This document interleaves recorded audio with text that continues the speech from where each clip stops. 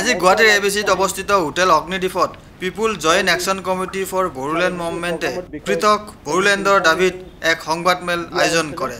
এই সংবাদমেলখনত deputy chief convener Rakesh Boro, convener Bhraman Baklary আৰু কবিন চন্দ্ৰ বড়োৱে অদৰি কৰি সংবাদ মাধ্যমক কয়, অহা 13 আগষ্টৰ ভিতৰত চৰকাৰে এক দ্বিপাক্ষিক বৈঠক আহ্বান কৰক আৰু বড়োসকলৰ দাবী পূৰণ কৰক, নহ'লে 13 আগষ্টৰ পৰা পুনৰ গণতান্ত্ৰিক আন্দোলনৰ ভাবুকি দিয়ে। অহা 13 আগষ্টৰ পৰা 100 ঘণ্টীয়া ৰেল আৰু চকা বন্ধৰ আহ্বান জনায়।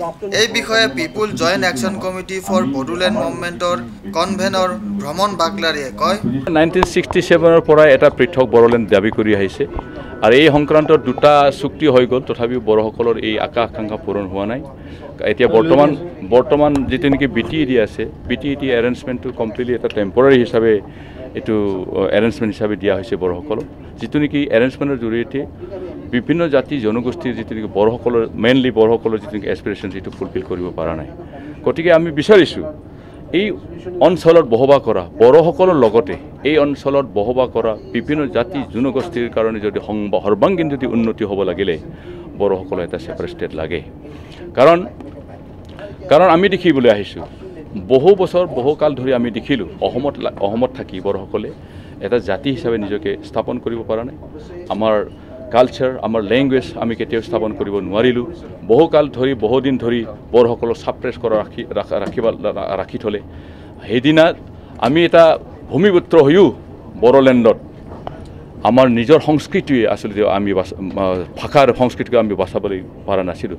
একমাত্ৰ হ'ল বড়োসকলক যিটো নেকি ৰুলিং ক্লাছ তেওঁলোকে ডমিনেট কৰি ৰাখিছিল।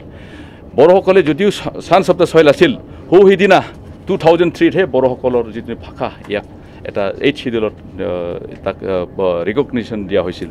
গতিকে সৰ্বাংগীন উন্নতি এই অঞ্চলত বসবাস কৰা বিভিন্ন জাতি জনগোষ্ঠীৰ কাৰণে আৰু আমাৰ যিটো নেকি পলিটিকেল ৰাইট ভূমিপুত্ৰ হিচাপে যিটো নেকি আমাৰ অধিকাৰ আছে, এই অধিকাৰ আমাক লাগে আৰু ইয়াৰ কাৰণে আমি বড়োলেণ্ড আমি খুজিছোঁ। BTC ৰাইজৰ আকাংক্ষা পূৰণ কৰিবৰ কাৰণে নেতাসকলে তেওঁবিলাকে নিশ্চয় ব্যৰ্থ হৈছে বুলি ক'ব লাগিব আৰু BTC একৰে আচলতে বড়োসকলৰ আকাংক্ষাটো পূৰণ কৰিবৰ কাৰণে কমপ্লিটলি ব্যৰ্থ হৈছে। আৰু ইয়াৰ কাৰণে আজি আপোনালোকে দেখা গৈছে আনকি হাগ্ৰামা মহিলাৰে নিজে তেওঁ BTC চিফ হৈও বড়োসকলক বড়োলেণ্ড লাগে বুলি তেওঁ নিজে ডিমাণ্ড কৰিবলৈ বাধ্য হৈছে। আমি অসমবাসীলে আমি এটা কথা ক'বলৈ বাধ্য হৈছোঁ, আমি ক'বলৈ বাধ্য হ'ব লাগিব। কাৰণ আমাৰ যিটো নেকি ডিমাণ্ড ইয়াৰ পিছফলি আমি চলিউশ্যন হোৱাটো আমি বিচাৰি আহিছোঁ 1967 পৰাই।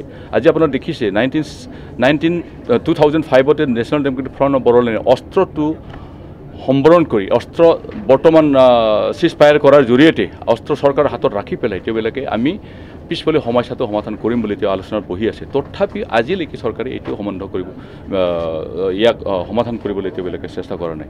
গতিকে আজিৰ দিনত আমি দেখিবলৈ পাইছোঁ যে ভাৰত চৰকাৰে যিহেতু অস্ত্ৰৰ জৰিয়তে তেওঁবিলাকে সমস্যাটো সমাধান নকৰোঁ, আমি আলোচনা কৰাৰ জৰিয়তে আমি সমস্যাটো সমাধান কৰিম বুলি তেওঁবিলাকে কৈছে।